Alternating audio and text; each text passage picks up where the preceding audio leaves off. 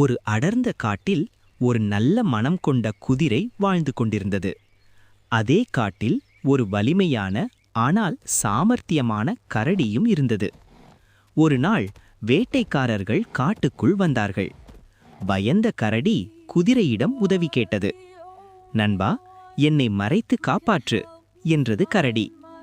நண்பன் என்பதால் குதிரை கரடியை ஒரு பெரிய மரத்தின் பின்னால் மறைத்தது. வேட்டைக்காரர்கள் குதிரையிடம், கரடியை பார்த்தாயா என்று கேட்டார்கள். முதலில் குதிரை மறைக்க நினைத்தது.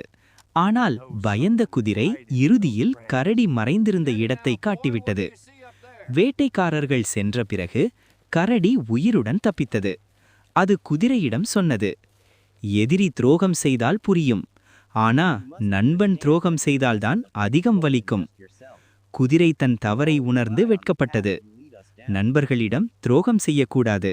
நம்பிக்கை ஒருமுறை உடைந்தால் மீண்டும் பெற கடினம்.